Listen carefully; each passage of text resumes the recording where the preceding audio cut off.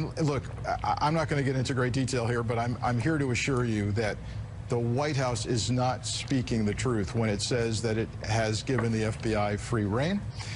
There's every indication, for example, that not only that witness interviews are being dictated and limited to 4, but also, more importantly, investigative steps beyond interviews, such as finding the house in suburban Bethesda, locating everyone in there, going to the Yale dormitories and pulling records and interviewing all of those folks, reconstructing calendars.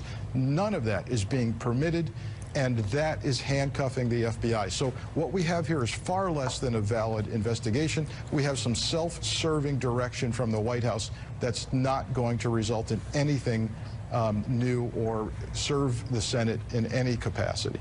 So can you explain this to me, Frank? Because the White House, the president himself is saying, I have given free rein to the FBI. The White House is saying, we are not micromanaging it. They can do whatever they want to do.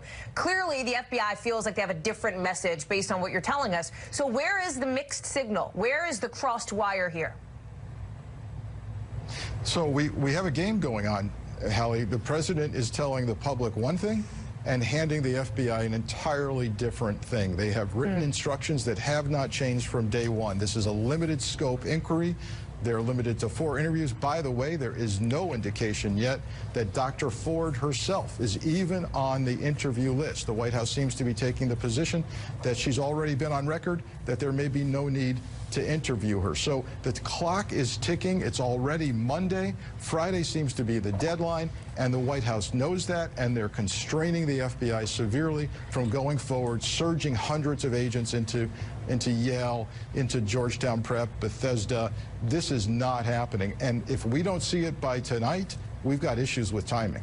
Well, let me ask you about the timing, because somebody you're quite familiar with, James Comey, obviously the former FBI director, is out with this new op-ed in which he says it's idiotic to put a shot clock on the FBI, but he says it is better to give professionals 7 days to find facts than to have no professional investigation at all, right? He says agents can just do their work, find facts, speak truth to power. So is a week enough time?